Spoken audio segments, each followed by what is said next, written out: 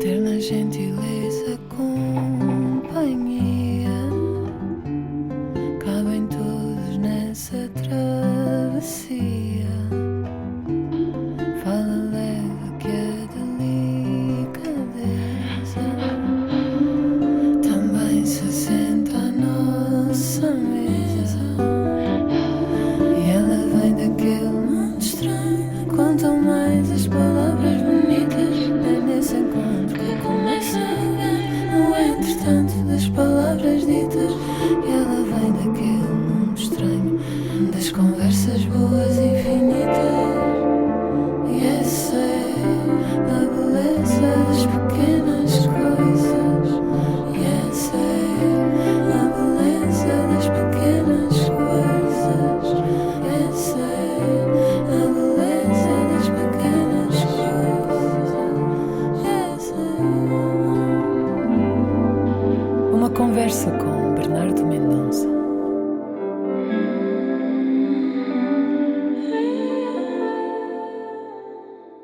Olá, bem-vindas e bem-vindos à segunda parte da conversa com os escritores Luísa Costa Gomes e Rui Cardoso Martins, neste episódio especial gravado ao vivo na Feira do Livro de Lisboa. Então, olá de novo. Olá. Já passou muito tempo desde a primeira parte. Cá estamos, cá estamos outra vez. Estava a falar do dia que se celebra, o dia de Portugal, de Camões e das comunidades. Como é que pensam o país nesta... Eu estava a falar destas inquietações sociais, estava a falar do ódio. O dia de Portugal remete-me também muito para isso e é uma palavra que às vezes chega à mesa, não é? Como é que refletem esta coisa de celebrar o dia de Portugal, que divide muito? Há uma expressão que eu tenho a impressão que caiu, ou que foi caindo destas comemorações, ainda que fictícias, que é o dia das comunidades portuguesas. Sim. O dia das comunidades portuguesas é para mim muito mais interessante do que Camões. Claro que sim, sempre foi, antes até era o dia da raça, mas de facto substituir pelo dia das comunidades portuguesas parece-me muito mais abrangente e muito mais inclusivo e muito mais realista. Ou seja, de facto aquilo que nos pode unir é um interesse pela língua portuguesa, enfim, pelo nosso passado nem sempre muito pacífico, vamos dizer assim, mas sim, para mim é esse o dia de Camões, é o dia das várias línguas, não só do português, das línguas que têm como base o português. Eu estreio hoje é como quem diz, não fui eu só que fiz, é uma ópera do compositor Luís Tinoco, enfim, que está hoje e amanhã no Teatro Camões. Tem uma carreira muito curta. Depois vai estar em Lolé, não é? Vai estar em Lolé, mas em versão de concerto, e depois irá para o Porto em setembro. De qualquer maneira, é uma carreira curta, enfim, para um esforço gigante. Foi uma encomenda da comissão, eles chamam estrutura de missão, que eu acho uma expressão, enfim, estranhíssima. Mas a estrutura de missão para as comemorações dos 500 anos de Camões e coproduzido pelo Teatro São Carlos. Escreveste o libreto? Eu escrevi o libreto e era isso o que eu ia dizer. No libreto, de facto, Camões aparece em todas as suas... apoteoticamente em todas as suas declinações de dramaturgo, aparece a parte epistolar, o lírico, o épico, etc. Mas existe também no libreto um lugar muito importante que é dado às línguas que vieram do português, como por exemplo o papiamento, como por exemplo o negrilho.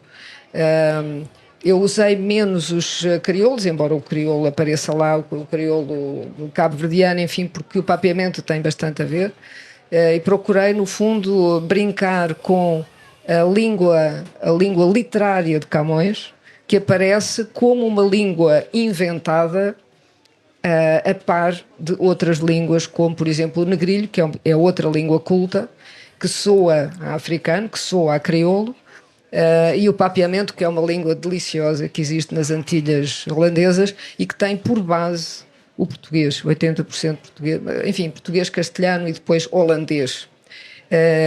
E eu achei, para já porque me dá imenso prazer escrever em língua inventada, como é evidente, mas depois porque achei que fazia todo o sentido, de facto, para além do português, digamos, canónico e normativo, ter representadas línguas que têm a ver com a nossa história de comunicação, não é? E não apenas com a nossa história de carnificina, de certa maneira. Portanto, foi uma forma de tentar uma espécie de uma reparação, enfim, que é apenas uma boa intenção. E escreveste uma tragicomédia sobre o mito e o homem. Não sei se é uma tragicomédia, quer dizer, não sei se é uma tragicomédia. Camões aparece, portanto, a história é totalmente fantasiosa, a história é uma ópera, aquilo que eu quis fazer, uma espécie de uma ópera do século XIX, um Nabucco, não é? Com 300 figurantes e depois é tragicomédia no mesmo sentido do Céu de Sacadura, que é, no fundo, grandes ideias com pequenos orçamentos. E o orçamento foi diminuindo. E, portanto, em vez de... A ideia é fazer com 6 pessoas aquilo que devia ser feito com 400. Qualquer pessoa num departamento do Estado consegue perceber esta metáfora, não é? Pronto, e, portanto, Camões aparece... nessa ilha paradisíaca, a ser convencido a escrever a epopeia dos Lusíadas, e enfim, e tem depois uma parte de Camões cortesão, que é no fundo aquela que nós conhecemos pior. Eu fiquei bastante espantada e admirada com o estado dos estudos camonianos, que é muito sofisticado em determinados géneros, mas que, por exemplo, na sátira praticamente não existe. No teatro praticamente não existe. Ou seja, há zonas camonianas, por assim dizer, que pura e simplesmente não são estudadas. E, no entanto, o teatro de Camões não é obviamente Shakespeare, mas... Curiosamente tem uma peça muito parecida com uma peça de Shakespeare, ou seja, é um teatro interessante, é um teatro muito multifacetado, muito com muitos aspectos maneiristas, mas vicentino ainda é de facto um híbrido muito, muito rico e muito complexo. Pois, não conheço esse teatro. Estamos aqui a aprender coisas Estamos a aprender. ótimas. Lá está uma masterclass. Há uma frase já agora do El Rei Seleuco, que aliás está no, creio eu, no São Luís, lá por cima, que é fazer mais do que souberdes, que acho que é um belo lema também que ele nos lança. E ainda sobre isto, de celebrar o país, o estado do país, uma série de assuntos e de formas de olhar os outros e olhar as comunidades, usando a palavra comunidades, por vezes com preconceito, ódio. Como é que te atravessa o estado do país atualmente? Eu estou, obviamente, eu considero-me um democrata e um defensor da democracia. Estou um bocado incomodado com o que está a passar. Vamos lá ver, voltando à língua, parece que são só do português, não dessas duas línguas que tu nos informaste agora. Fiquei curiosíssimo. Somos 300 milhões de pessoas no mundo a falar português. E quando digo pessoas, temos que voltar a usar a palavra. As comunidades portuguesas, mas as pessoas. E o que está a passar é uma desumanização dos outros, não é? E isso incomoda muito. Nem tudo nunca foi para correr bem, mas nunca tinha havido desta forma, pelo menos nos 50 anos da nossa democracia. Ainda agora lá em casa tenho um filho que está a estudar precisamente o Camões para o exame, e estava na Ilha dos Amores que foi proibida no Estado Novo. A Ilha dos Amores era proibido. Portanto, toda a parte sensual, uma das partes mais bonitas, mais engraçadas dos Lusíadas, e esses que andam para aí encher a boca de patriotismo e do que é, e da glória e do império, estão no fundo a defender um regime ridículo, foi o salazarismo, ridículo, violento, mentiroso, e estão a pretender que volte. Isso custa muito. Ainda para mais, às vezes, encontro pessoas que já não vi há algum tempo e que me vêm, porque comigo vem-me simpática, às vezes até me tentam oferecer. Ainda há dias me apareceu um que me queria oferecer 2 garrafas de vinho, sabendo eu o que é que ele está a fazer em termos políticos, no Chega, e sabendo ele o que é que eu ando a dizer, como neste preciso momento. E achei curioso, porque pressenti que para lá daquela brutalidade em que começaram a viver, começaram a lançar cólera e ódio contra os estrangeiros, de uma forma que contra os estrangeiros e contra os portugueses que não pensam como eles, ou que não viu exatamente como eles acham que tem que ser, ao mesmo tempo uma fragilidade, porque aquilo custa-lhes, aquilo ainda para mais quando são católicos, não é? Como se dizem. Neste particular, acho que este Papa se está a revelar uma surpresa interessante sobre este tipo de posição, em que voltam nos Estados Unidos, lançaram há dias a Casa Branca uma coisa que simula um daqueles filmes de invasão de extraterrestres. Os alienígenas estão cá, andam nos nossos supermercados, passam por nós nos transportes públicos, um bocadinho como aqueles filmes do John Carpenter. Eles vivem, não é? E isto é triste. É triste, e enquanto eu tiver forças, vou pelo menos falar.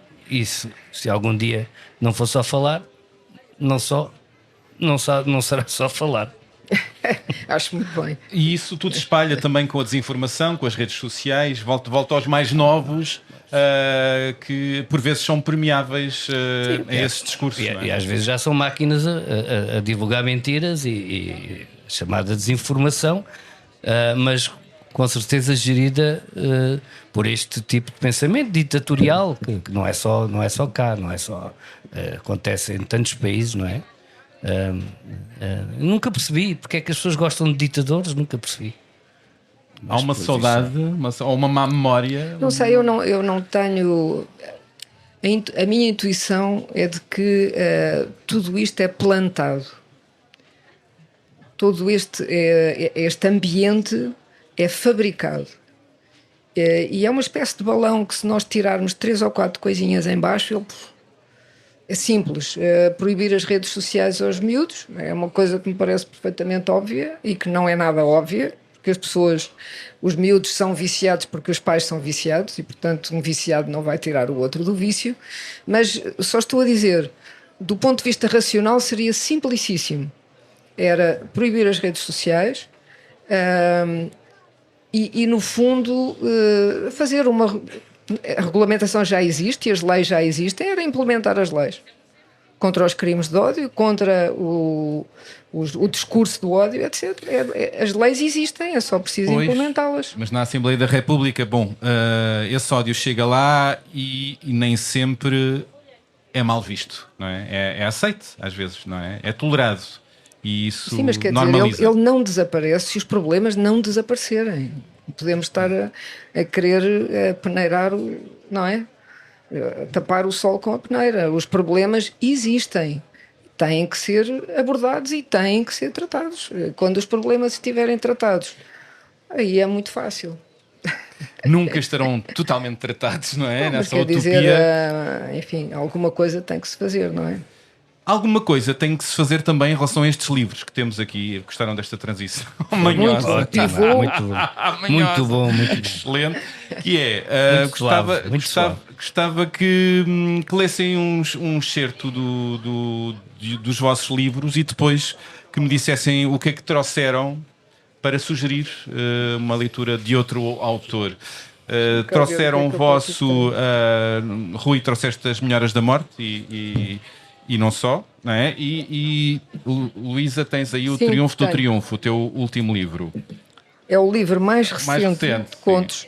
E o último livro é Os Divertimentos, que eu publiquei Pois na é, Tinta que eu da também China. o tenho Sim. para o Esse é público o que infantil saiu juvenil. depois deste. Sim. Então, quem começa? Começo Luísa. eu. Bom, então do Triunfo eu vou ler, não vou ler do Triunfo, mas vou ler do outro, do conto que vem a seguir a esse, que se chama O Golpe do Ascensor da Biblioteca. O Golpe do Ascensor da Biblioteca é baseado em factos reais, mais uma vez. Embora estas personagens sejam completamente fictícias, mas é o golpe que antecede o 5 de outubro. Eu gosto mais de, enfim, não é gosto mais, mas gosto muito de golpes falhados, de coisas que fracassaram, que não, porque acho que as coisas que têm sucesso completamente por acaso, como foi o caso do propriamente dito do 5 de outubro. Nem estava marcado para aquele dia, enfim. Mas é uma coisa muito portuguesa, não é? Estas coisas que funcionam, não se sabe porquê, mas que também falham, também às vezes por falta de organização. Portanto, o golpe do ascensor da biblioteca. Nasceu Joaquim Francisco de Lacerda no pino do inverno de 1890. Já trazia consigo a paixão da clandestinidade. O pai fê-lo numa criada da quinta, deixou-o andar por ali a comer terra até à idade da razão, depois retirou-o à mãe, desfez-se dela e entregou-o aos padres que já educavam, mediante pensão, 9 dos seus meios-irmãos. Mesmo para os costumes da época, o pai tinha um raio de ação descomunal. Era pouco mais ou menos uma província inteira. E, ademais, sabia ler, exibia umas luzes das ciências da natureza e tal exercício ocupava tempo que descontava no dos seus pecados. Os 10 pequenos bastardos lacerdas se ingraram como puderam no colégio dos jesuítas de São Fiel e foram sendo despachados à medida das suas aptidões, uns para o colégio de Campolide ensinar matemática, outros, menos dotados, pastorear as paróquias ali perto, 3 deles aventurando-se para a África a fazer fortuna e um no sonho do Brasil. Só o Joaquim Francisco é que se demonstrara incapaz desde a infância, nervoso, espantadiço, sempre doente ou da garganta ou da barriga, e não se rendera à disciplina dos jesuítas que o alçavam da cama pelas 6 da manhã e lhe enchiam a cabeça de conhecimento e oração todo o santo dia. De modo que o pai se vira obrigado a recolhê-lo em casa, onde a legítima morria no leito, gemendo, há uns 10 anos. Maria Sofia acolheu o jovem enfermo como seu igual, enredando-o em tisanas e em plastros e confinando-o ao quarto a salvo das correntes de ar o mais que podia. Em devido tempo, a saúde acabou por triunfar e impor a sua lei, e o rapaz germinou forte, restabelecendo-se por completo e ganhando o amor virgem e a herança quase total do pai. Obrigado. Okay. Eu a ler-vos a ambos quase que presinto o gozo na escolha de cada palavra e no ritmo que elas vão criando. Sorrio às vezes para dentro, outras vezes para fora. E imagino que vocês também vos aconteça quando estão a criar, não é? Eu acho que se eu não me divertir, ninguém se diverte. Quer dizer, a pessoa está... Sim. Isto, aliás, é uma frase do meu mestre Hermano José. Ah, é? Rui, o que é que escolheste para ler? Teu? Bom, eu vi-me aqui um bocadinho aflito porque tive quase para escolher uma parte em que há aqui uns rapazes, uns maduros que estão de tal modo viciados no canto alentejano que já não conseguem fazer mais nada senão e quem conhece o Alentejo sabe que às vezes e as mães e as filhas e as mulheres sofrem muito com este tipo de homens de maneira que criou aqui o narrador um programa de descantização com 12 passos, como os Alcoólicos Anónimos. Olá, eu canto. Muito louvável, muito louvável. Não, de facto, quando eu escrevi isto, ainda não tinha entrado no folclore. Ok. A questão Ainda não do era Alentejo património da humanidade. não era tal, ainda não tinha chegado à Eurovisão da maneira que chegou, não é? Agora vamos Mas- fazer uma pausa dramática, talvez, para, para pensar nisso. Não, enfim, para isso serve o humor, como há pouco disseste. Disseste não, eu às vezes uso frases minhas, o humor serve. Citando. O humor serve para aprofundar. Bom, isto aqui no fundo baseado numa história real. Um homem que no princípio do século XX construiu uma torre muito grande para da sua herdade ver as luzes de Porto Alegre acenderem-se pela primeira vez e construiu esta coisa. E então há aqui uma viagem em que ele está numa festa em que se bebeu e ele faz uma viagem mental de toda a história do Alentejo, com as suas guerras, as suas camadas de história e de batalhas, de tudo, e começa inesperadamente a ver o futuro, e o futuro passa até à nossa frente. Portanto, ele tem uma espécie de, como é que é dizer, de epifania. profeta, não é? Tem umas visões proféticas. Então é assim, nessa noite, à hora marcada, as luzes da cidade ligaram-se pela terceira vez. Plim. Vista ao longe da torre, uma auréola dourada, diríamos hoje a foto telescópica de galáxia a milhões de anos-luz. João dos Cães, longe da cidade, mas confortado pela ideia aristocrática de ter erguido a sua torre e também por culpa dos vapores do champanhe e de uma feroz solidão que às vezes lhe entrava na pele, foi atacado por visões. Ou vinham de fora para a cabeça, ou saíam da cabeça para fora, isso é que não se sabe. Os seus olhos e cérebro testemunharam em segundos uma desabrida, alucinada revisão da história do Alentejo. Viu no correr dos séculos os vastos campos que dali podia observar em todas as direções. A norte, um menino megalítico com 6.000 anos, um pênis gigante espetado na póvoa, 4 metros de fora e a cabeça lá no alto, 3,15 metros enterrados, 1,5 de largo. O bacamarte maior e mais antigo da Europa é alentejano, oferecendo fertilidade às nossas mulheres desde a pré-história. Ergue-se ali perto, em Castelo de Vida, uma anta também enorme, se calhar feita pelos mesmos peludos. O telhado é só uma placa de pedra de muitas toneladas que não mexe, equilibrada, por assim dizer, nas pontas dos dedos das pedras laterais. E viu os povos que ali passaram depois, alanos de origem iraniana, extreminhos, túrdulos, cefs ou ofis, sempre-se cônios, restos de draganos. João dos Cães não percebeu o que eram estas raças, mais visigodos, chelsas e, claro, os lusitanos que ferraram até hoje o dente no nome de Portugal e combateram Roma até serem derrotados, mas nunca governando, nem se deixando governar, isso diziam os romanos. E antes destes, os fenícios, gregos, cartagineses, mais tarde os árabes. Paganismos, cristianismos, islamismos, acho que tem a ver com aquilo que estávamos a falar, não é? Esta mania que os lusitanos são uma raça pura, dá mesmo vontade de rir. Viu batalhas sangrentas corpo a corpo, viu almas a subir do corpo admiradas, encostando-se ao ombro dos vivos para se lamentarem e pesando-lhes no pescoço. Viu cavaleiros cristãos e cavaleiros árabes frente a frente nas suas armaduras. Viu cristãos apaixonados correndo atrás de mouras encantadas que desapareceram em cavernas e buracos. Viu campos plantados e campos a arder, muralhas nas maiores altitudes da serra, de onde as águias se vêem pelas costas, e cá embaixo picotas no poço bicando água. Viu laranjas e tangerinas. Viu crucifixos de Cristo e crescentes de lua de Mafamed em estandartes, espadas e cimitarras. Ursos, lobos, cavalos, porcos, cães, gatos, esturjões, lúcios, carpas e enguias no Tejo, na fronteira norte. Pontes e estradas, vidas e extinções. Viu luzernas pornográficas de barro e azeite no bordel de uma grande cidade romana. E essa a Maia destruída no cataclismo de uma represa, e para sul, a 2 passos de Monforte, uma vila romana enterrada debaixo de metros de entulho dos séculos, com um mosaico de 9 belas mulheres: Clio, Euterpe, Erato, Tália, Melpone, etc. As musas das artes. Bom, eu agora não vou dizer aqui tudo o que é que ele viu, senão nunca mais daqui, mas continuamos assim. Pois o perdido e mítico tesouro dos Templários, 2 sinos cheios de ouro enterrados nas raízes de uma figueira nos Fortios, à sombra quente da árvore do diabo.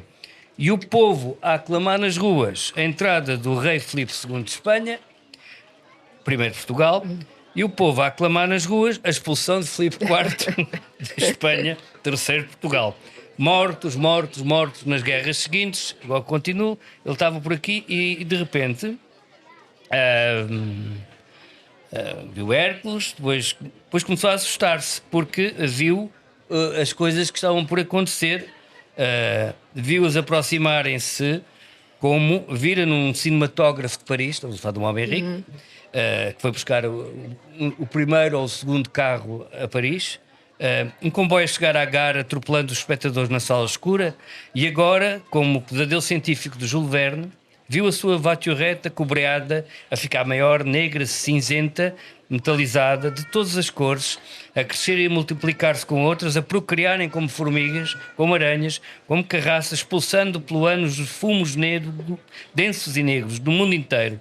Monstros e peixes do mar a morrerem asfixiados nas praias, nos rios e nos lagos, chaminés e chaminés gigantes como as da fábrica da cortiça, e ainda maiores, e carros no ar, e naves a despenharem-se na lua, fugindo da terra. Florestas a arder durante meses, dilúvios imparáveis, como o de Noé, ciclones e furacões fora do sítio, fomes de criança e caravanas de homens moribundos de sede nos desertos, afogados nos mares, fuzilados em fronteiras, envenenados com inseticida e queimados em fornos, minas e bombas e pássaros de ferro que destroem cidades, explosões em cogumelos tão descomunais que ameaçam incendiar a atmosfera. Aqui e ali, luxos impossíveis ainda de prever ou comparar, talvez só iguais aos dos faraós, detidos por homens privilegiados como ele, o João dos Cães, num planeta que de repente racha por todos os seus poros doentes. Ele viu que ainda não estava. Nós já vimos algumas destas coisas. Nós já vimos algumas destas coisas. Eu julgo que esse teu texto chama-se... O capítulo chama-se A Chuva de Enforcados, não é? Sim. Sim, depois acaba com uma chuva de enforcados que é uma imagem, né? E é uma imagem que bate de uma maneira especial no Alentejo, não é? Também a morte, a questão da morte, a vários níveis. É um mistério que continua atualíssimo, continua a acontecer, a taxa é gigantesca, é uma coisa que sempre me perseguiu a um ponto em que deixei de dar por ela. Eu só comecei a escrever sobre o suicídio depois de muitas viagens e muita vida fora da minha terra, mas é de facto um mistério. Mas agora aconteceu uma coisa cómica, que é como há alguns programas que estão razoavelmente feitos por psiquiatras e por médicos, a taxa de suicídio, apesar de tudo, até baixou um bocadinho. Okay. Só que aumentou no norte, Alentejo. Portanto, Alentejo quer dizer para cima do Tejo. De maneira que o narrador desenvolve aqui uma ideia que estamos finalmente a exportar, além de vinho e cortiça, a ideação suicida. Enfim, o livro tem a falsa ligeireza, acho. É isso, caramba. É o termo técnico. O teu, Luís, não sei o que é que podes revelar do que andas a escrever. A ideia que tinhas partilhado a última vez sobre um romance de ficção científica está na gaveta, é para avançar. Já estás noutra ideia? Tentei, ainda avancei bastante e depois desinteressei-me. É uma coisa que acontece. Sim, é uma coisa que acontece. Já tenho para lá uns 2 ou 3 assim. Mas é que aquilo passa-se num futuro. E de facto é um futuro onde não me apetece viver. Quer dizer, não me apetece nada daquilo. Só máquinas por todo lado e não me apetece. De maneira que achei muito...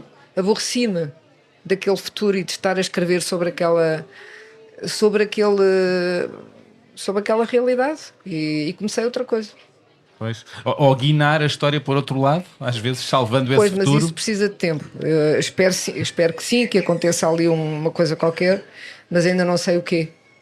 E também não pode ser completamente forçado, não é? Não pode ser um romance de ficção científica que a certa altura, porque a autora se aborrece, passa a ser outra coisa qualquer, sei lá, como um filme de Hollywood dos anos 50.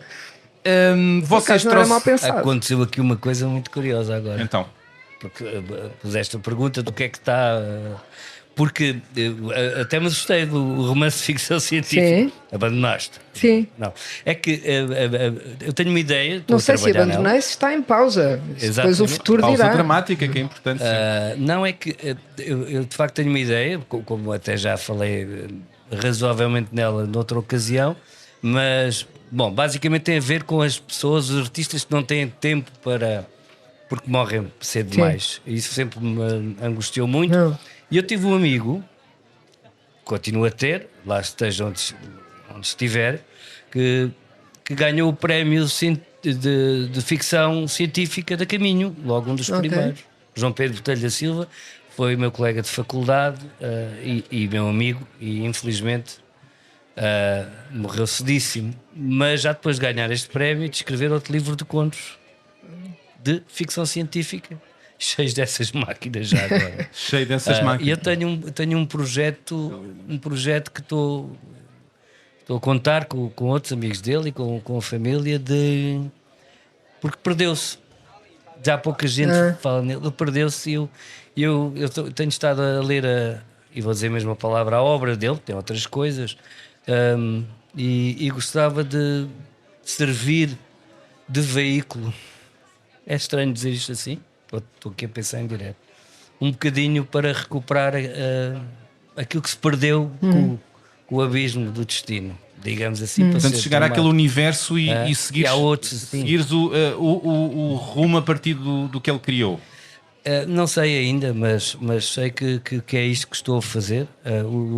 Até já tenho título, chama-se à maneira daqueles armazéns que vão fechar liquidação de existências.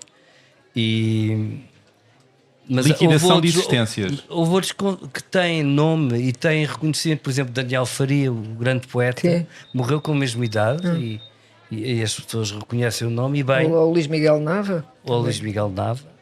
E esta ideia tem andado atrás de mim. Vamos lá ver se consigo fazê-la. Assim tenho tempo, eu tenho muitos trabalhos Por acaso, alimentares isso é uma também. coisa que sempre me fez imensa impressão. As obras que ficam por criar.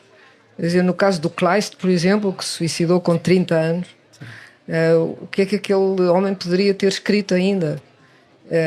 E pessoas que ficam pelo caminho por razões várias, ou pessoas que são impedidas de escrever, no caso daqueles gulags soviéticos, tudo o que Eu se tenho perdeu, aqui- não é? eu tenho Tudo o que aqui se um perdeu, o exemplo. desperdício na China, o desperdício em todas as ditaduras de romances extraordinários, de poetas extraordinários, de pessoas que foram levadas à desistência, à loucura, à morte, ao suicídio, por questões políticas de opinião que não têm importância absolutamente nenhuma nos confrontos da arte, não é? Nos confrontos da arte, como ela deve ser. Isso é uma coisa extremamente angustiante, pensar em tudo o que ficou por fazer, não é? Todo o talento desperdiçado por razões idiotas. É exatamente isso. E depois há aqueles poemas lindíssimos, tristíssimos, escritos na trincheira no dia antes da batalha, por exemplo, belíssimos poetas de ingleses que se perderam na Primeira Guerra Mundial. Pronto, é uma coisa que me angustia. Acho que nesse aspecto tive muita sorte. Sim, Já não, a sério. já levamos um certo avanço. Não sei se os leitores tiveram tanta, mas eu tive alguma. Antes de vos pedir para lerem um excerto de outro autor, queria perguntar-vos, já suspeito algumas respostas, mas se há novos livros, novos autores, ou autores de sempre, onde vocês gostam sempre de voltar, ou espantos novos de livros que leram há pouco tempo. Há pouco tempo pode não ser a semana passada, pode ser nos últimos anos. Eu acho que razoavelmente o Prémio Nobel ou Nobel começou a acertar de alguma forma nos últimos tempos, e gostei muito de ler esta senhora que se chama Olga Tokarczuk. Gosto dos livros dela. Gostei muito daquela que alguns consideraram depreciativamente jornalista, que escreveu as vozes de Chernobyl, Svetlana Alexievich. Também me chamou interesse, porque eu, infelizmente nem sempre tenho muito tempo para ler, porque trabalho imenso, Mas este que ganhou, o Ian Fosse, também acho que é um bom escritor.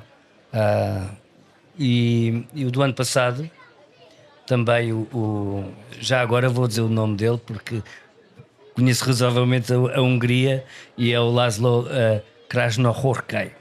Repete outra vez, só para sentirmos a sonoridade. Laszlo Krasznahorkai. Adorei. Foi Senti. uma tradutora húngara que me ensinou, e que também tem sido, nos últimos anos, um dos bons adversários do fascismo húngaro e do seu presidente, que agora foi primeiro-ministro, que foi despachado. E tu, Luísa, nomes de descobertas de livros que te aconteceram nos últimos anos ou regressos a alguns? Não, quero só fazer uma ressalva em relação àquilo que tu disseste no princípio do outro programa, Da outra aquilo parte. da couve lombarda e tal, enfim. Citando, abrindo aspa. Acho que não mudei completamente de ideias, mas acho que sou um bocado injusta a dizer isso. A dizer que não há literatura nova interessante, que é tudo, enfim, autoajuda. Não é bem assim. Tive tempo para pensar, para repensar. O meu problema é um bocado como o do Rui. Eu trabalho imenso e tenho uma leitura muito seletiva para aquilo que estou a escrever. E, portanto, não fica muito lugar para a leitura por prazer, a leitura que se faz para nada, não é? Só para conhecer novas coisas. Não me gabo disso, mais uma vez, mas de facto não acompanho as novidades. O que é que eu tenho estado a reler? Tenho estado a reler, ou comecei agora a reler a Jane Austen, para efeitos de escrita, mais uma vez, e tive o imenso prazer de reler um romance da Virginia Woolf que eu li, que era miudíssima, tinha para aí 30 anos, e que se chama Toda Lighthouse, e que é um romance absolutamente sublime e extraordinário, e que não só me reensinou imensas coisas, como me fez perceber que fui lá buscar muita coisa. E é de facto um grande... É uma grande embarcação, não é? É um sítio onde... Porque normalmente eu acho que um livro é um sítio para onde nós vamos viver.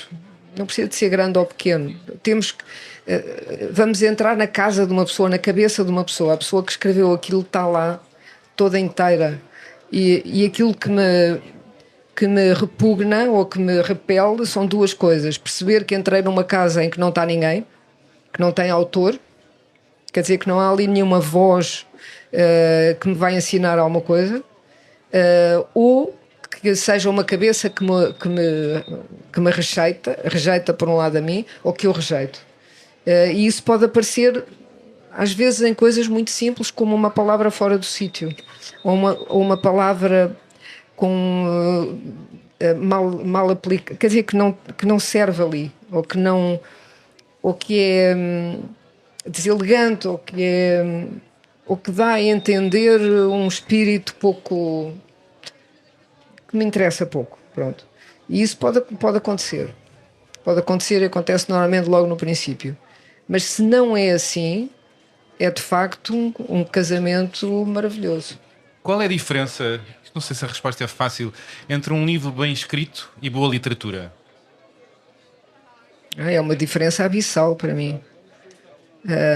E isso pode ser... Eu não sou muito... Eu detesto aquela ideia de que fulano é melhor do que cicrano e o outro é que é muito melhor porque o livro é melhor. Enfim, acho que em literatura, embora seja uma ciência objetiva, há muito por onde discutir o que é o melhor e quem é o maior escritor português vivo e quem é o... Não é competição. São mundos diferentes. Mas não sei já o que é que tu a diferença entre boa literatura e um livro bem escrito. Pronto, é muito simples. Um livro bem escrito é um livro competentemente escrito, com tudo no sítio, com as coisas todas muito bem feitas, segundo um editing, não é? O editor dirá: tens que tirar ali porque não se percebe. O que é que quer dizer não se percebe? Não é? Ou aquela personagem não pode ser assim, pode ofender este grupo de pessoas. Também não funciona. Aí e um livro bem escrito é um livro que arrisca tudo. Do editor, não é? Não é? Entra muita responsabilidade do editor Exatamente. Não permitir esse tipo Exatamente. sequer dessa mas há, conversa. exatamente, mas há editores e editores, Exato. por isso é que é preciso escolhê-los com critério, não é? O que é um bom editor? O que é que deve ser e fazer um bom editor? Também é uma questão que eu interessei. É uma Deve coisa ler- muito de- difícil de encontrar. É, não é? Porque tem que ser, para mim, uma pessoa que está disponível. Um leitor disponível é muito difícil de encontrar. Porque as pessoas normalmente começam a ler com pré-conceitos, com pré-formatos, com o que é que o livro deve ser. Não, e há realmente editores que veem, ouve lá, esta parte aqui é uma chatice, ninguém. Tudo bem. Aliás, eu serei a primeira a dizer, isso, tira-se. És Não. disponível a essas. Sim, completamente. Completamente. Eu aqui tenho que realçar o papel da minha editora, a Bárbara Bulhosa, que faz exatamente isso. Sim. Lê, dá uma outra sugestão, entusiasma-se, aborrece, mas lê. Pois. Mas lê e é capaz de dizer. Agora estou a lembrar-me, se me permitem, um exemplo. Eu fui casado com uma grande editora que morreu, Sim. a Teresa Coelho, e outra pessoa que também já morreu há pouco tempo, há 3 meses, o António Lobo Antunes. Eu costumo dar este exemplo porque tem graça, porque ela, logo a abrir um romance dele, havia uma personagem que se levantava e pegava no chapéu e punha o chapéu na cabeça. E ela perguntou à minha frente: então onde é que queria que ele pusesse o chapéu? Como é evidente. E ele tem toda a razão, tem toda a razão. Um editor serve para isto, para É, apanhar e para exatamente, ter exatamente. também a força de Redundâncias. dizer que a linguagem, na verdade, a linguagem é tudo. Exatamente, e não é para te meter numa grelha. Sim. É para, pelo contrário, deixar que a tua imaginação seja o mais característica possível. E por isso é que eu digo disponível. É preciso que esteja disponível para te conhecer e para te amparar, não para te controlar. Tirar algumas poeiras desacertadas do caminho. Isto não melindra os egos, não é? Um bom escritor não se melindra com estas. Eu adoro. Até agradece, não é? Eu agradeço muito quando me Agradeço dizem imenso isto não estava. Tens de trabalhar mais. Não, porque essa pessoa tem que tirar do seu tempo e da sua. Não é? Do seu tempo e do seu trabalho para fazer um trabalho que é muito chato. Eu agora pedia-vos para ler então um excerto do livro que trouxeram, de outro autor. Quem quer começar? Luísa, tens aí um. Já agora tenho que dizer, para quem está a ouvir em podcast, um e-book, não é? Também Sim, usas. é o Kindle, sim. É muito útil para razões portáteis, não é? É. Tens aí Agora uma era grande preciso- biblioteca. Tenho. Este já é o segundo ou o terceiro. Quando fica cheio, depois compro outro. E fica em arquivo. Mas eu posso começar mas seria por acaso, é porque eu vou ler Camões, como é evidente. A No dia propósito. do Camões, muito a propósito. E vou ler um soneto, que é o soneto 8, e que é um soneto que eu escolhi este porque foi um que eu pus no libreto da ópera e digo-vos que vale a pena ver a ópera só para ouvir a área que o Luís Tinoco escreveu para este soneto, que é lindíssima. O soneto diz assim: pede o desejo, dama, que vos veja. Não entendo o que pede, está enganado. É este amor tão fino e tão delgado que quem o tem não sabe o que deseja. Não há coisa a qual natural seja que não queira perpétuo o seu estado. Não quer logo o desejo, o desejado, porque nunca falte onde sobeja. Mas este puro afeito em mim se dana, que como a grave pedra tem por arte o centro desejar da natureza, assim o pensamento, pela parte que vai tomar de mim, terrestre e humana, foi, senhora, pedir esta baixeza. Então é um soneto que tematiza a contradição. Portanto, o final da ópera é sobre a contradição entre o baixo amor, o amor vil, o amor terrestre, e o nobre amor, enfim, o amor petrarquista, não é? O amor de corte, e em que o Camões tematiza de uma forma sublime essa contradição, que é mais do que uma contradição, é um verdadeiro paradoxo do desejo que quer continuar a ser desejo e a desejar e ao mesmo tempo quer saciar esse desejo. Portanto, enquanto sacia, está a destruir o desejo.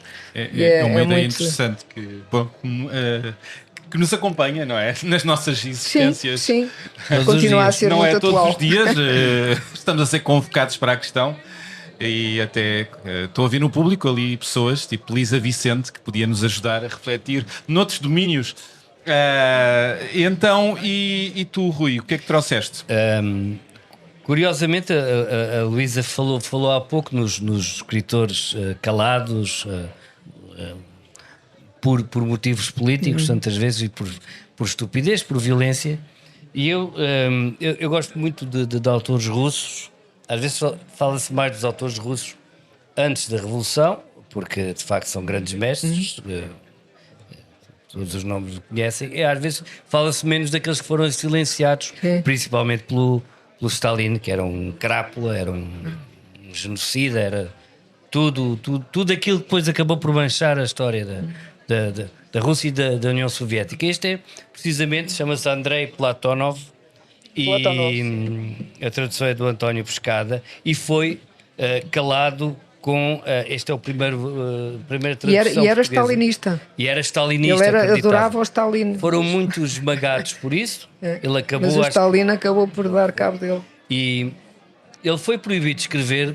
Uma das razões foi porque não escrevia como se estava à espera. Como se devia. Ele usava assim umas linguagens mais cosmológica, mais filosófica, para coisas mais práticas. Aliás, o certo que eu vou ler tem a ver com isso. E tem uma pequena relação a ver também com as guerras eternas e com o espírito da guerra que aí está, outra vez ainda. Mas é um equívoco muito engraçado. O Platonov, eu publiquei um conto dele na Ficções. Que é um soldado que volta da guerra. O Rio Potudan? Não, ele volta. Não me lembro qual é o título. E portanto é um equívoco muito interessante, porque ele está convencido, o Platonov, que está a escrever uma coisa pró-stalinista, e no entanto tu lês o conto e é um conto é um conto terrível cujo sentido é exatamente o contrário daquilo que ele pensa que está a ser. É uma grande lição dos grandes mestres, às vezes estão a escrever o contrário do que pensam. O Gogol aconteceu-lhe o mesmo com o Inspetor-Geral, por exemplo, estava convencido, ou com os Almas Também Mortas, convencido que estava a fazer uma coisa até conservadora. Eu pensava que era laudatório e depois transformou-se numa coisa, pelos vistos, pela libertação dos servos. E ele nunca conseguiu lidar bem com isto. Mas aqui ganha outra vida. Temos a parte, é um homem que acaba de ser despedido porque passava demasiado tempo em contemplações, a pensar na vida, e então encontra, acho que está aqui bem o espírito, ele está ao lado de um aleijado de guerra e passa um grupo de pioneiras vestidas com aquele caminhar para um sol brilhante, e então vou ler aqui uma parte que eu acho muito curiosa, porque acaba de uma forma espantosa. Uma pioneira saiu a correr das fileiras para o campo de centeio, adjacente à forja, e arrancou uma planta de que precisava. Durante essa sua ação, a pequena mulher debruçou-se, mostrando um pequeno nevo no seu corpo em amadurecimento, e com a leveza de uma força imperceptível desapareceu, deixando um sentimento de mágoa nos dois espectadores, Voshev e o aleijado. Voshev, que é o tal que foi despedido, procurando para seu alívio uma igualdade, olhou para o inválido. Este tinha o rosto injetado de sangue congestionado, soltava um gemido e agitava a mão no fundo do bolso. Voshev observava o humor daquele mutilado vigoroso, mas alegrava-se porque os filhos do socialismo nunca estariam ao alcance do monstro do imperialismo. Mete assim umas frases que não têm nada a ver com a coisa. Sim. Mas o aleijado ficou a olhar até ao fim o desfile dos pioneiros e Voshev começou a temer pela integridade e pela pureza daquela gente pequena. Era melhor que olhasses noutra direção com esses teus olhos, disse ele ao inválido. Era melhor que fumasse um cigarro. Marcha daqui, capataz, disse o homem sem pernas. Voshev manteve-se tranquilamente imóvel. Ouves o que te digo? Lembrou-lhe o aleijado. Queres apanhar? Não, respondeu Voshev. Receia que tu te saísses com uma daquelas tuas, aquela rapariguinha, ou que fizesses alguma coisa. O inválido, no seu tormento habitual, inclinou a sua grande cabeça para o chão. O que havia eu de dizer a uma criança, seu miserável? Olho para as crianças para recordar, porque em breve vou esticar o pernil. Por certo, foste ferido numa batalha capitalista, disse Foz-chefe calmamente. Embora os homens velhos também fiquem aleijados, eu tenho visto alguns. O homem mutilado voltou para Foz-chefe uns olhos em que havia agora a ferocidade de uma inteligência dominante. A princípio até ficou calado, devido à sua raiva contra aquele forasteiro, mas depois disse com a lentidão da fúria: sim, também há velhos assim, mas não há aleijados tão aleijados como tu. Eu nunca estive numa guerra verdadeira, disse Foz-chefe. Se tivesse estado, também não teria voltado inteiro. Bem, vejo que não estiveste. De onde é que saíste tão parvo? Um homem que nunca viu a guerra é como uma mulher que nunca pariu. Vive como um idiota. Em ti vê-se tudo debaixo da casca. Pronto, e continua este diálogo. Que Um homem frase. que nunca viu a guerra é como uma mulher, como uma mulher que nunca Bom, pariu. eu acho que isto explica grande parte sim. daquilo que Frase vemos forte, no mundo, não é? Tudo. Frase forte e ao mesmo tempo fala a guerra é ao contrário do nascimento também, não é? Sim. Essa contradição destes tempos. Obrigado. Não sei se temos tempo para uma pergunta do público com um microfone, uma pergunta rápida para uma resposta rápida, para termos a voz de quem nos está a ouvir. Uma mão no ar, um dedo no ar. Alguém quer fazer uma pergunta aqui à Luísa e ao Rui? Uma pergunta ali da Lisa Vicente, que já foi minha entrevistada. Boa tarde, muito obrigada pela conversa, pela reflexão. É só para trazer aqui uma outra coisa, a reflexão sobre a ideia do inteligência artificial, ChatGPT.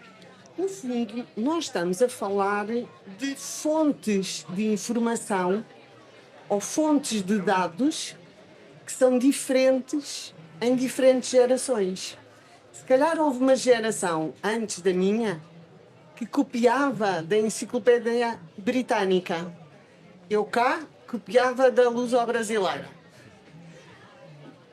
E agora, se calhar, neste princípio, como fonte de informação, o que nós estamos a olhar é para estas pesquisas, porque quem pusesse lá a Luso-Brasileira completa, a professora de alguma maneira podia desconfiar disso, podia era não ser tão simples pesquisar. Mas isto só como fonte, nós não estamos sempre a dizer e nós nunca fizemos, nós nunca copiámos de lado nenhum. Porque, de facto, são fontes de informação de gerações diferentes. Exato. Mas já experimentou alguma vez o ChatGPT Sim. para escrever artigos? Não, para escrever artigos, por exemplo, eu escrevo. Sim. E durante muito tempo resisti a pesquisar. Até um dia alguém que não tinha acabado de ler tudo o que eu tinha escrito, alguém ao lado disse: mas pergunta-se aqui, como é que acaba o livro de não sei quem, não sei quantos? E estava lá o resumo. Não estava lá verdadeiramente o meu resumo, porque, por exemplo, metia constantemente a palavra empatia, que eu não uso assim tanto. Por isso dava para ver que não era um texto meu. Mas isto só para explicar que, sim, às vezes uso, olho para aquilo, penso que sentido é que me faz esta organização. E às vezes, daqueles vários, no fundo organiza por tópicos. Sim. E alguns tópicos fazem-me sentido, outros não. Como é que Mas se chama? ainda bem, no fundo, Como é aquilo que o Rui estava a dizer é que está curioso para saber como é que vai ser, como é que vão ser os próximos 20 anos, e eu também. Muito curiosa. Eu peço desculpa, como é que se chama? Luísa Vicente, não é? Luísa Vicente, já experimentou perguntar ao ChatGPT? Perguntar, não, pedir. Escreve aí um artigo sobre empatia à maneira de Luísa Vicente. Já experimentou fazer isso? Eu brinco muito com o ChatGPT. Já lhe perguntei, outra brincadeira que eu tenho é a idade. Qual é que é a idade de Luísa Vicente? Sistematicamente pergunto. Não, eu estou a perguntar se já o pediu para fazer à maneira de. E se não lhe criou logo, não sei, se não lhe criou a impressão de que podia publicá-lo. Não. Aí é que Mas é isso autoria. que está a acontecer. A questão do pensamento e da autoria, não é? exatamente. Mas uma coisa é utilizar como fonte de informação, Exato, mas isso. outra coisa é como Mas o próprio fonte... Google, O próprio já Google tem já inteligência tem isso. artificial, não é? Exatamente, sim. E é útil. Mas a questão é Eu no passar outro dia para a estava a ler autoria. um livro que me estava a aborrecer, faltavam 30 páginas e não resisti. Como é que acaba isto? Pronto, eu fiquei a saber. Afinal já usou. já não crescia. Era um livro que começava muito bem, mas depois já não crescia. E eu, pronto, como é que isto acaba? Para pelo menos saber como é que acabava. Mas aí é útil, claro, mas aí é informação. E terminou assim este episódio especial ao vivo na Feira do Livro de Lisboa com os escritores Luísa Costa Gomes e Rui Cardoso Martins. Espero que tenham gostado e sim, façam-se ouvir, enviem críticas, sugestões, opiniões, subscrevam, pesquisem na inteligência artificial o resumo desta conversa, não é? Se não tiverem tempo, a vida é uma maçada, não temos tempo para tudo. Podem encontrar-me nas redes sociais, por aí também, gosto sempre de vos ler. Como sabem, o genérico deste podcast é da autoria da Garota Não, as fotografias são da Matilde Fieschi e a edição áudio é do Francisco Marujo. Contou no terreno com a colaboração da equipa técnica da Leia, o apoio do sonoplasta Gustavo Carvalho e da produtora Isabel Lindim. Agradeço também à Joana Beleza, diretora dos podcasts do Expresso, e à minha editora Rita Fazenda, da Oficina do Livro. Obrigado pelo convite para fazer isto ao vivo, com apitos, com barulho, com... Enfim, a vida a acontecer, que faz parte destes ao vivos. Obrigado também à Helena Alves e demais produção da Feira do Livro. Quero agradecer mais uma vez a todas as pessoas que estiveram aqui, àquelas que chegaram mais tarde, que saíram mais cedo. Têm podcast para ouvir tudo, com mais calma, e até já. Pronto, é tudo por agora. Volto para a semana com mais uma pessoa convidada, com menos apitos, menos gritos. Oh meu Deus, outra emoção. Até lá, tenham boas conversas com empatia. Obrigado.